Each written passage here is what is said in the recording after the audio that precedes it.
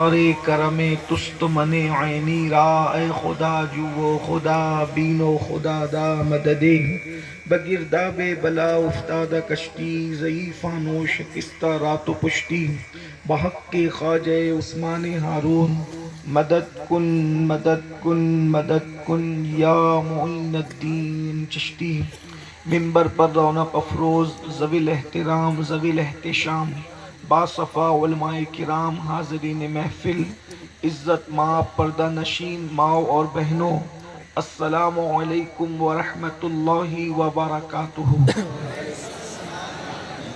انتہائی احترام و عقیدت کے ساتھ اپنے اور ساری کائنات کے مرکز عقیدت انیس بے کساں چارہ ساز درد منداں، ہم غریبوں کے غم گسار، ہم فقیروں کی ثروت، شہر یار ارم تاجدار حرم نوبہار شفاعت، شب اسرا کے دولہا نوشے بزم جنت، دانائے سبل مولائے کل ختم الرسل، خسروِ خوباں سیاح لامکاں وجہ کن فکاں، در اللہ المکنون سر اللہ المخزون، عالم ما کانا وما یکون، آب و گل انبیاء جان و دل اسفیاء، مطلع ہر سعادت مقطع ہر سیادت، خلاصہ کائنات فخر موجودات، حضور احمد مجتبی محمد مصطفیٰ، ارواحنا فدا صلی اللہ تعالی علیہ وآلہ وصحبہ وبارک وسلم کی بارگاہ بے کس پناہ میں جس طریقے سے پڑھاؤں بلند آواز سے میرے ساتھ مل کر پڑھیں، الصلاۃ والسلام علیک یا رسول اللہ، الصلاۃ والسلام علیک یا نبی اللہ، الصلاۃ والسلام علیک یا حبیب اللہ، وعلی آلک واصحابک یا نور اللہ، صلی اللہ تعالی علیہ وسلم۔ راہ پرخار ہے کیا ہونا ہے، راہ پرخار ہے کیا ہونا ہے، پاؤں افگار ہے کیا ہونا ہے، تیرے بیمار کو میرے عیسیٰ غش لگاتار ہے کیا ہونا ہے، دور جانا ہے رہا دن تھوڑا کوچ تیار ہے کیا ہونا ہے، کل وہاں دید کا دن اور یہاں آنکھ بیکار ہے کیا ہونا ہے، دل ہمیں تم سے لگانا ہی نہ تھا اب سفر بار ہے کیا ہونا ہے، اب سفر بار ہے کیا ہونا ہے، اوروں سے چھپ کے کیے جس کے گناہ وہ خبردار ہے کیا ہونا ہے، ان کو رحمائے تو آئے ورنہ وہ کڑی مار ہے کیا ہونا ہے، اور کیوں رضا کڑتے ہو ہنستے اٹھو، کیوں رضا کڑتے ہو ہنستے اٹھو، جب وہ غفار ہے کیا ہونا ہے، جب وہ غفار ہے کیا ہونا ہے۔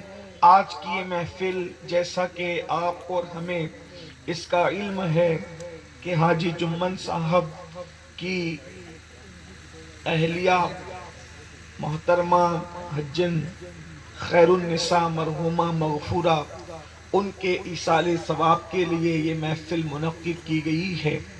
اللہ تبارک و تعالی مرحومہ کی مغفرت فرمائے، کروٹ کروٹ جنت کی بہاریں عطا فرمائے، اور ہم سب کی بھی اور ہمارے جتنے قرابت دار دنیا سے کوچ کر گئے، اللہ ان سب کی مغفرت فرمائے، اور قیامت تک ہماری نسلیں جو آنے والی اللہ ان سب کو ایمان و سنت پر استقامت دے، اور انہیں بھی اللہ رب العزت مغفرت کی سعادتوں سے مالا مال فرمائے۔ ابھی حضرت مفتی شعیب صاحب قبلہ نے مجھے بتایا کہ حاجی صاحب ایک دارالعلوم امام العلماء حضرت جامع امام العلماء استاذ العلماء حضرت مفتی شبیر حسن صاحب علیہ رحمہ کی طرف منسوب کر کے بنا رہے، اللہ اسے بھی جلد سے جلد پائے تکمیل تک پہنچائے، اور جو بھی جہاں بھی خوش عقیدہ مسلمان خلوص کے ساتھ کام کر رہے ہیں، اللہ سب کی غیبی مدد عطا فرمائے، اور اللہ رب العزت سب کے کاموں میں آسانی عطا فرمائے، اور ہم سب سے وہ کام لے لیں کہ اللہ اور اس کے محبوب ہماری موت سے پہلے پہلے ہم سے راضی ہو جائیں۔ کام وہ لے لیجئے تم کو جو راضی کرے، ٹھیک ہو نام رضا تم پہ کروڑوں درود۔ آپ دیکھ رہے ہیں کہ ماشاءاللہ موسم بڑا سرد ہے، اور لوگوں کا خیال ہم پر فرض ہے۔ جب لوگوں کا خیال کرتے ہوئے نماز کو مختصر کرنے کا حکم ہے، تو لوگوں کا خیال کرتے ہوئے میں سوچوں گا کہ محفل بھی مختصر ہو جائے۔ اللہ نے جتنی توفیق دی ہے اس کے مطابق کچھ گفتگو، چونکہ عنوان ایصال ثواب، ایک مرحومہ کے ایصال ثواب کے لیے یہ محفل منعقد ہے، تو میں چاہوں گا کہ کچھ ایسی باتیں ہم کریں کہ مجھے بھی اور آپ کو بھی اپنی آخرت کا کچھ یاد تازہ ہو جائے۔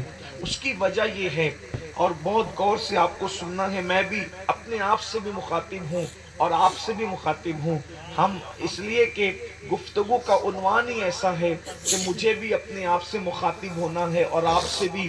یاد رکھیے، آج پوری دنیا کے اندر لوگ کہنے والے کہہ رہے ہیں کہ سب سے بہترین مذہب اسلام ہے۔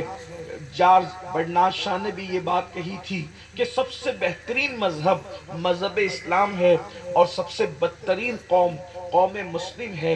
اس کی وجہ یہ ہے، لوگ ایسا کہہ رہے ہیں، ہم سب کو نہیں کہتے، اگر ہم کہتے تو یہ کہہ سکتے تھے کہ زیادہ تر لوگ ایسے ہیں، لیکن اب بھی اچھائی امت مسلمہ میں موجود ہے، لیکن کہنے والوں نے یہ بات کہی ہے۔ اس کی وجہ کیا ہے؟ اس کی وجہ یہ ہے کہ سارے گناہ، کسی بھی قسم کا گناہ دیکھ لیں آپ، کس گناہ کا نام لیا جائے، اللہ اکبر، سود ہماری قوم کے اندر موجود ہے، غیبت ہماری قوم کے اندر موجود ہے، چغلی ہماری قوم کے اندر موجود ہے۔ حالانکہ کوئی مسلمان ایسا نہیں ہے جن کو ان گناہوں کے بارے میں علم نہیں ہو۔ کوئی ایسا کہہ سکتا ہے کہ غیبت حرام ہے، یہ مجھے نہیں معلوم؟ کوئی مسلمان ایسا کہہ سکتا ہے؟ نہیں کہہ سکتا، اللہ اکبر۔ لیکن اتنا ضرور ہے، یہ بھی پتا ہے کہ غیبت کے بارے میں آیا ہے، الغیبت اشد من الزنا، کہ غیبت زنا سے بدتر چیز ہے، غیبت زنا سے بھی بڑھ کر بری چیز ہے، یعنی زانیوں کے لیے جو عذاب ہے، غیبت کرنے والوں کے لیے اس سے بڑا عذاب ہے۔ اسی طرح چغلی کے بارے میں بتایا، بچپنے میں ننھے بچوں کو علماء بتاتے رہے کہ چغل خور جنت میں داخل نہیں ہوگا، یہ اللہ کے رسول کا فرمان ہے، یہ مالک جنت کا فرمان ہے، یہ مصطفیٰ جان رحمت کا فرمان ہے۔ اللہ اکبر۔ جو کسی کی زمین پر حصہ، جو کسی کی زمین پر قبضہ کر لے، اگر 1 انچ زمین پر قبضہ کیا ہے تو نیچے نیچے نیچے نیچے 7 طبق زمین اتنی کاٹ کر نکالی جائے گی، اور اس کی گردن کے اندر پہنا دیا جائے گا۔ اور کب تک پہنایا جائے گا؟ جب تک لوگوں کا حساب و کتاب نہیں ہو جاتا۔ کہاں اللہ اکبر! ارے اتنے پھول اپنی گردن میں ڈال کر اجتماع کے محفل کے اخیر تک بیٹھ کر کے بتا، پھر گھر جا کے پتا چلے گا کہ گردن کی کیفیت کیا ہوتی ہے۔ مسلمانوں، جب 50 پھولوں کا گجرا ہمیں جلسے کے اینڈ تک پہن کر نہیں بیٹھ سکتے، تو اللہ اکبر، وہ قیامت کا 50,000 سال کا دن، اور جتنی زمین پر کسی کے قبضہ کیا ہے وہ 7 طبق زمین کاٹ کر جب گردن میں ڈالی جائے گی، ہمارا کیا بنے گا؟ سب مسلمانوں کو پتا ہے، سب مسلمانوں کو معلوم ہے، لیکن اب مجھے بتاؤ، ہم گناہ کر رہے ہیں، کس مسلمان کو نہیں معلوم کہ میرے آقا فرماتے ہیں کہ جس نے جان بوجھ کر نماز چھوڑ دی اس کا نام جہنم کے دروازے پہ لکھ دیا جاتا ہے۔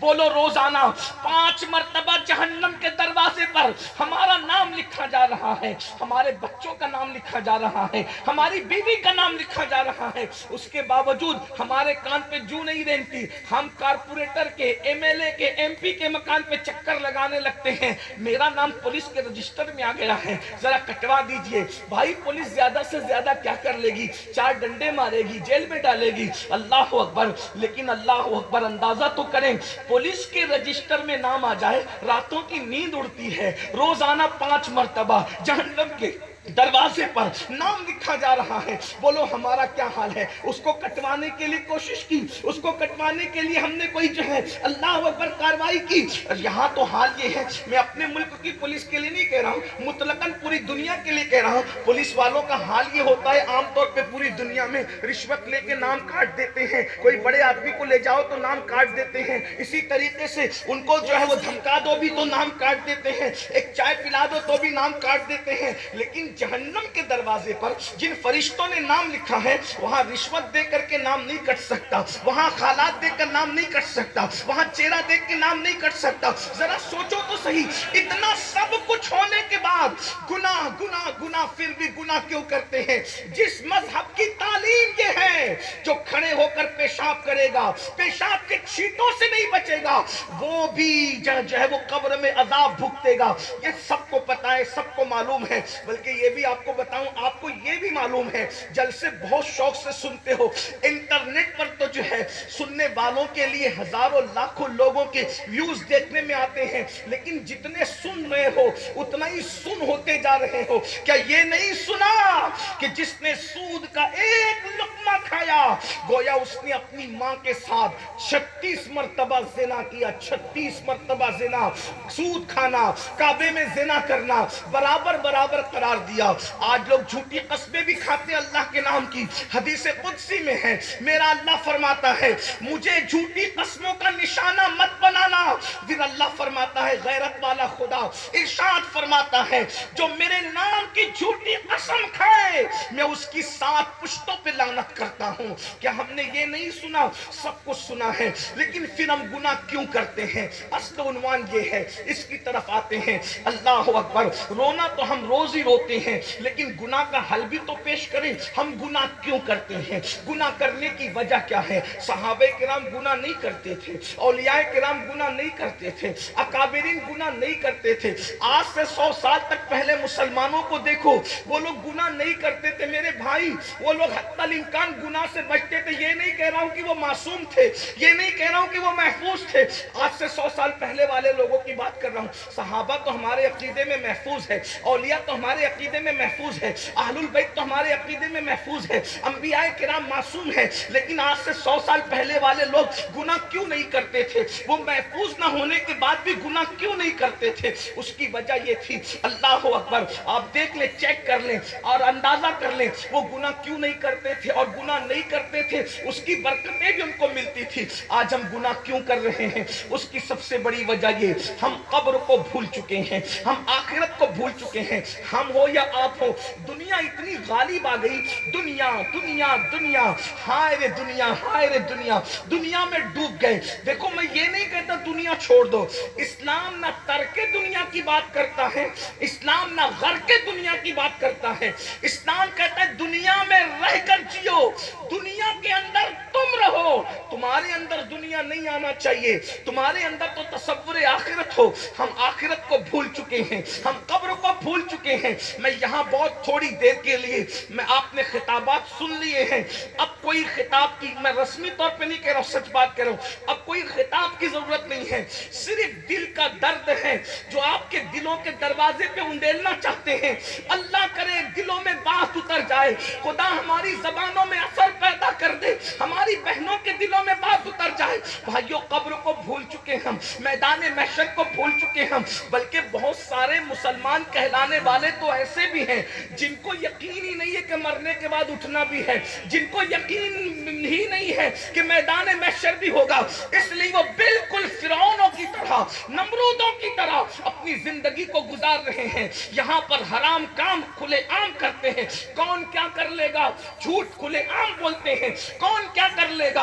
अल्लाह अकबर। इसी तरीके से थोड़ी सी दौलत आ जाए तो उनके अंदर फिरौनियत जाग उठती है, कौन क्या कर लेगा। मगर मुसलमानों में तुम्हें कहता हूं, मुसलमानों को फिर से मुसलमान बनने की जरूरत है।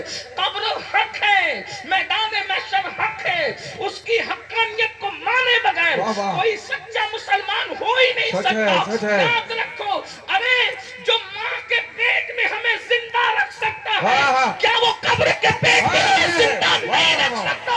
जो पहली मर्तबा हमें पैदा कर सकता है, क्या वो दूसरी मर्तबा हमें पैदा नहीं कर सकता? और फिर हम سنی جب ہم یہ مان چکے کہ عبد القادر جیلانی کی ٹھوکر سے مردہ زندہ ہو سکتا ہے، جب عبد القادر کی قوت کا یہ عالم ہے تو قادر کی قوت کا عالم کیا ہو؟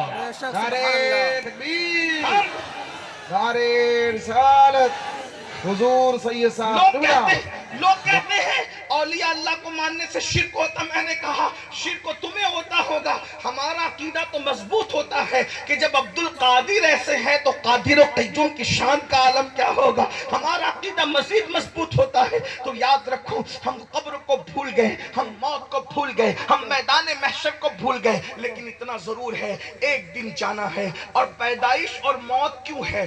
اللہ اکبر. زندگی اور موت کیوں ہے؟ جب زندگی دی تھی تو موت نہ دیتا، موت دی تھی تو پھر زندگی نہ دیتا، لیکن موت بھی اسی نے پیدا کیا. اور ایک بات آپ سے کہہ دوں، ہم پہلے زندہ نہیں تھے، پہلے ہم مردہ ہی تھے. مردہ تھے پھر زندہ ہوئے، پھر مریں گے پھر زندہ. یعنی ہماری دو موت ہے اور دو زندگی ہے. اور پہلے موت ہے. قرآن کہتا ہے کیف تکفرون باللہ اموات، کیف تکفرون باللہ امواتا، اللہ کا کیوں انکار کرتے ہو، تم تو مردہ تھے. فَأَحْيَاكُمْ، اللہ نے تمہیں زندہ کیا. یعنی ایک زندگی اور ایک موت، ایک موت سے زندہ ہو چکے. پہلے ہم مردہ ہی تھے. اور ایک بات بتاؤں، سائنس آج تک فیصلہ نہیں کر پائی ہے کہ پہلے موت ہے یا پہلے زندگی ہے. لیکن پورا قرآن اٹھا کر دیکھ لے، قرآن نے جب بھی زندگی اور موت کا تذکرہ کیا، پہلے موت کا ذکر کیا پھر زندگی کا ذکر کیا. یعنی اللہ نے سب سے پہلے موت کو پیدا کیا، اس کے بعد زندگی کو پیدا کیا. ابھی سائنس یہاں تک نہیں پہنچی ہے. قرآن 1450 سال پہلے یہ فلسفہ بیان کر کیف تکفرون باللہ اموات فاحیاکم، فاحیاکم، اللہ نے تمہیں زندہ کیا. پھر اللہ پاک ثم یمیتکم، پھر تمہیں اللہ مارے گا. ثم یحییکم، پھر تمہیں زندہ کرے گا. اللہ تمہیں پھر موت دے گا پھر زندگی دے. پہلے ہم مردہ ہی تھے، کچھ نہیں تھے، موت بھول چکے. اب آئیے تھوڑی دیر تصور کریں، ہمیں مرنا ہے. قرآن کہتا ہے زندگی اور موت کا فلسفہ کیا ہے.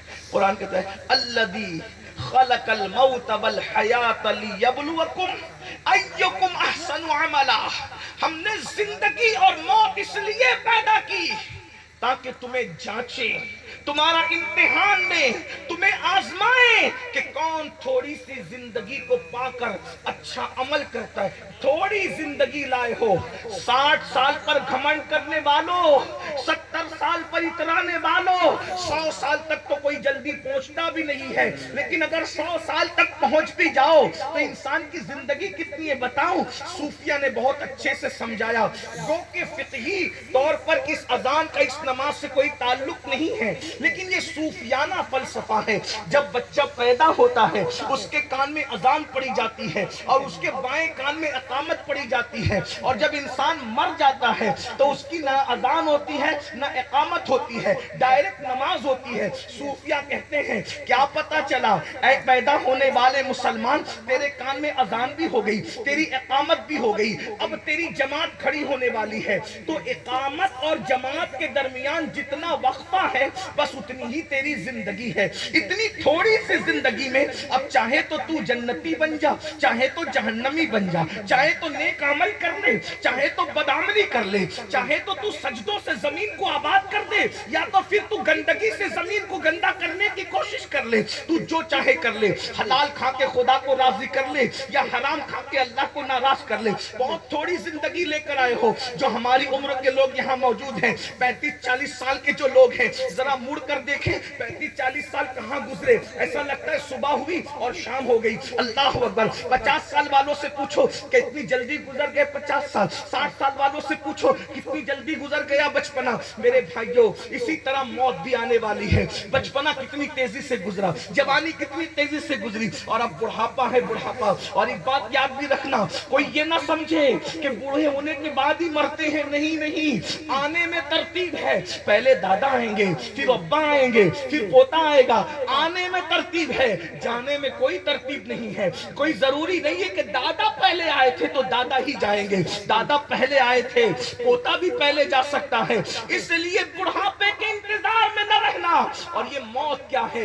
اللہ اکبر. آج میں آپ کے سامنے موت کا فلسفہ رکھوں, ذرا غور سے سننا میرے بھائیوں. جس گھاٹی سے گزرنا ہے, رات کی تاریکیوں میں زنا کی فلمیں دیکھنے والوں, کانوں میں ایئر فون لگا کر گانے اور غزلیں سننے والوں, گندی فلموں کے چکر میں 3 گھنٹے ضائع کرنے والوں, دولت کے نشے میں زنا کے اڈوں کو آباد کرنے والوں, بدکاری اور بدفعلیوں کی طرف یہ سوچ کر جانے والوں کہ کون دیکھ رہا ہے. بتاؤ تمہیں کون دیکھ رہا ہے؟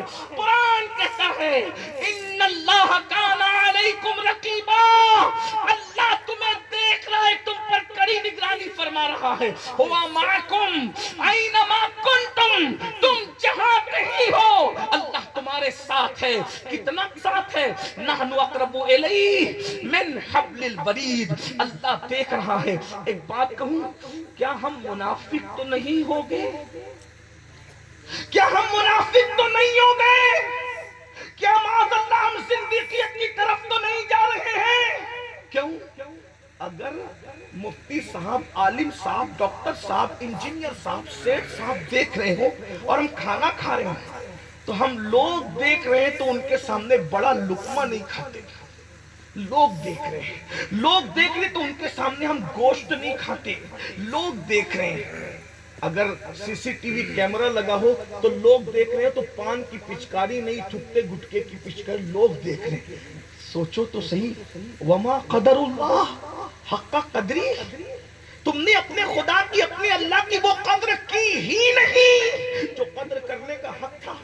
اگر ہم دیکھ رہے ہیں, کوئی سیٹ صاحب, کوئی عالم صاحب, مفتی صاحب اور شیخ الحدیث صاحب, ڈاکٹر, انجینئر, جج کوئی دیکھ رہا ہو تو آپ بڑا لقمہ نہیں کھاتے, اور اللہ دیکھ رہا ہے تو سود کیسے کھا لیتے ہو؟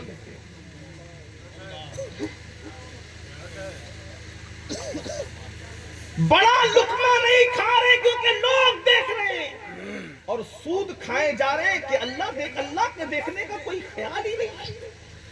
جبکہ سور کھانے سے بدتر سود کھانا ہے. سور کھانے سے بدتر سود کھانا. سور بھی حرام, سود بھی حرام, لیکن سور سے بدتر سود. کیوں؟ کیونکہ سور کھانے والوں کے لیے اللہ نے جنگ کا اعلان نہیں کیا, لیکن جو سود کھاتے ہیں ان کے لیے قرآن میں اللہ کہتا ہے جو سود کھائے گا اللہ بھی جنگ کا اعلان کرتا ہے, رسول اللہ بھی جنگ کا اعلان کرتا ہے. غور کیجئے, آپ کہتے ہیں ہم کٹ رہے مولانا, ہم پٹ رہے مولانا, ہم تباہ ہو رہے, برباد ہو رہے, بستروں پہ سکون کی نیند نہیں آتی. جس قوم کے لیے اللہ جنگ کا اعلان کرے, جس قوم کے لیے رسول اللہ جنگ کا اعلان کرے, وہ قوم سکون سے کیسے رہ سکتی ہے؟ بولو کیا گھما پھرا کر سود نہیں کھا رہے ہو, سود کے دھندے نہیں کر رہے ہو؟ اللہ اکبر. ذرا غور تو کریں, سور نہیں کھاتے, اور سور اس لیے نہیں کھاتے کہ حرام ہے. اگر حرام ہونے کی بنیاد پہ سور چھوڑا ہوتا تو سود بھی چھوڑ دیتے, شراب بھی چھوڑ دیتے, نشہ بھی چھوڑ دیتے, جھوٹ بھی. ہم سور حرام اس لیے نہیں چھوڑا, سور ہمیں پسند نہیں ہے اس لیے چھوڑا. اگر حرام ہونے کی بنیاد پہ سور چھوڑا ہوتا تو سود کب کا چھوڑ دیتے, کیونکہ جس قرآن نے سور کو حرام کہا ہے اسی قرآن نے سود کو بھی حرام کہا ہے. جس قرآن نے سور کو حرام کہا ہے اس قرآن نے جھوٹ کو بھی. اس کا مطلب ہم اپنی طبیعت کے بندے ہیں, ہم اپنی طبیعت اس کو پسند نہیں کر رہی ہے اس لیے چھوڑ دیا. طبیعت اس کو پسند, ورنہ اگر قدرت کے فرمان پہ چھوڑا ہوتا تو ہر حرام چھوڑ. آؤ موت کیا تھوڑی دیر سن لو, اس گھاٹی سے سب کو میں دعا کرتا ہوں اللہ تم سب کو عمر نو عطا کرے, تمہاری نسلوں کو عمر نو عطا کرے. میں آپ کو مارنے کی بد دعا کرنے نہیں آیا, کر بھی کیسے سکتا ہوں. جس قوم کے لیے میرے آقا دعا کرے ہم ان کے لیے کیا بد دعا کریں. اور معاذ اللہ اگر کوئی کسی کے لیے بد دعا کر بھی دے تو جس قوم کے لیے دعا کے لیے آمنہ کا لال کھڑا ہو اس قوم کو کس کی بد دعا بگاڑ کر سکتے؟ میرے امام نے اسی لیے تو کہا سبحان تھا اللہ۔ اور سن لے آدھا میں بگڑنے کا نہیں، ہاں واہ واہ، سن لے آدھا میں بگڑنے کا، جو ہمارے بگڑنے کے متمنی ہیں وہ خیال دل سے نکال دے۔ میرے امام نے کہا تھا سن لے آدھا میں بگڑنے کا نہیں، وہ سلامت ہے بنانے والے۔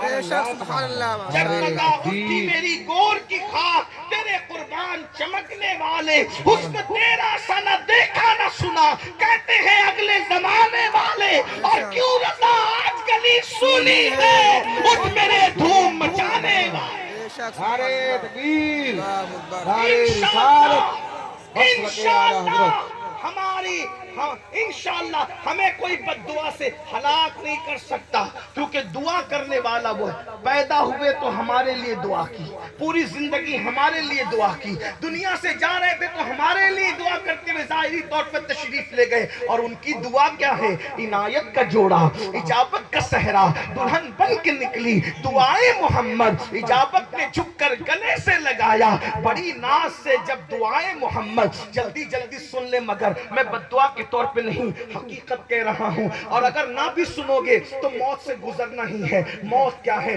قرآن کہتا ہے اینما تکونوا یدرککم الموت ولو کنتم فی بروج مشیدہ، اگر تم مضبوط قلعوں میں جا کر چھپ جاؤ گے وہاں بھی موت آ کر رہے گی۔ موت سے کوئی بچ نہیں سکتا، لیکن موت آتی کیسے ہے؟ ایک بات یاد رکھنا، اپنے شعراء سے معافی چاہتے ہوئے وہ برا نہیں مانیں گے، اور نہ میں ان کو کچھ کہہ بھی نہیں رہا ہوں، لیکن ایک بات کہتا ہوں، شاعری کی دنیا الگ ہے، حدیث کی دنیا الگ ہے۔ یہ جو ہم کہتے ہیں نا مریں گے تو جو ہوگا دیکھا جائے گا، اور ہم دیکھ لیں گے اور ہم نپٹ لیں گے۔ ایک بات آپ سے کہتا ہوں، دیکھو یہ شاعری کی حد تک ٹھیک ہے، شاعر کو اجازت ہے، لیکن حدیث کچھ اور کہتی ہے۔ آپ کو بتاؤں نیک لوگوں کی بھی موت بہت آسان نہیں ہوتی۔ حدیث کی دنیا میں اگر چلو نیک لوگوں کی موت بہت آسان نہیں ہوتی۔ آپ کو بتاؤں جب حضرت سیدنا عیسیٰ علیہ السلام کو، میری بہنوں کی بھی توجہ، عیسیٰ علیہ السلام کو اللہ نے مردہ زندہ کرنے کے معجزے سے نوازا، تو حضرت عیسیٰ علیہ السلام کو ماں کی یاد آ رہی تھی، ماں کا انتقال ہو چکا تھا۔ کون سی ماں؟ مریم بطول، جس کو کبھی کسی اجنبی مرد نے دیکھا نہیں، ہاتھ لگانا تو دور کی بات، کبھی دیکھا نہیں۔ حضرت جبریل کو لباس بشر میں اپنے حجرے میں دیکھ کر کے اللہ کی پناہ طلب کرنے لگی۔ ذرا غور فرمائے، اللہ اکبر، جس نے کبھی اپنا حجرہ نہیں چھوڑا، وہ مریم جو بھانجی ہے پیغمبر کی، وہ مریم جو ماں ہے پیغمبر کی، وہ مریم جو خالہ ہے پیغمبر کی، اللہ اکبر، وہ مریم جس کو قرآن بطول کہتا ہے، وہ مریم جس کو قرآن پاک باز کہتا ہے، 3 صورتوں میں اللہ نے جس کی طہارت بیان کی ہے اسے مریم کہتے ہیں۔ وہ حضرت مریم، اللہ اکبر، بے موسم کا پھل جس کے حجرے میں لایا جاتا تھا، اللہ اکبر، اس مریم کے مزار پر آ کر ان کے صاحبزادے، ان کے بیٹے حضرت عیسیٰ کہتے ہیں امی، میری امی تمہاری یاد آتی ہے، میں چاہتا ہوں کہ میں تمہیں زندہ کروں اور دنیا میں لاؤں، کیونکہ یہ معجزہ اللہ نے مجھے دیا ہے، تو میں چاہتا ہوں تمہیں زندہ کروں، دنیا میں لاؤں۔ ماں کی محبتیں، ماں کا پیار، ماں تو ہوتی وہ چیز ہے جس کے پاس ماں نہ ہوگی کتنا ہی بڑا ہو ماں کی یاد ضرور آئے گی، اور جس کے پاس تو باپ بھی نہ تھا صرف ماں ہی تھی، اللہ اکبر، جس کو خدا نے اپنی قدرت کاملہ سے بن باپ کے کماری مریم سے صرف ماں سے پیدا کیا تھا، اس کے لیے تو ماں ہی سب کچھ تھی۔ تو ماں کے مزار پہ کہتے ہیں ماں میں تمہیں زندہ کر کے دنیا میں لانا چاہتا ہوں، تو قبر سے آواز آتی ہے میرے بیٹے عیسیٰ پھر اس زندگی کے بعد پھر مرنا پڑے گا، پھر روح نکلے گی، پھر روح نکلے گی، تو کہتے ہیں ہاں ماں جب زندہ ہو کر دنیا میں آؤ گی تو پھر روح نکلے گی اور مرنا پڑے گا۔ تو ماں نے کہا بیٹا مجھے زندہ نہ کرو، یعنی دنیاوی زندگی میں آنا نہیں چاہتی۔ کیوں ماں؟ فرماتی ہیں پہلی مرتبہ موت کے وقت تو روح نکلتے وقت تو جو تکلیف ہوئی تھی، دوبارہ اب وہ تکلیف برداشت کرنے کی میرے اندر طاقت نہیں ہے، اس لیے بیٹا میں دوبارہ، یہ کون ہے؟ مریم جس کو کبھی غیر محرم نے دیکھا نہیں۔ میں تھوڑا سوچتا ہوں، ابھی آپ برا نہیں مانیں گے تو کہوں گا کہ جس کو غیر محرم نے نہیں دیکھا اس کو اللہ نے بطور آزمائش مرتبہ بڑھانے کے لیے، مرتبہ بلند کرنے کے لیے ان کو موت کے وقت اس تکلیف سے گزارا گزارا. جو عورتیں بیوٹی پارلر میں جاتی ہے سجنے دھجنے کے لیے, ان کو موت کے وقت کتنی تکلیف آئے گی. جو مریم محراب چھوڑ کر سجدے والی کبھی گھر کے باہر نہ نکلی, حجرے کے باہر نہ نکلی, ان کو موت کے وقت اتنی تکلیف ہوئی. تو جو عورتیں پوری زندگی کبھی سجدہ ہی نہیں کرتی, ان کو موت کے وقت کیا تکلیف آئے گی. آئیے ایک حدیث اور سن لے جس کو شرح الصدور میں امام جلال الدین سیوطی نے لکھا ہے, اس کا مفہوم پیش کر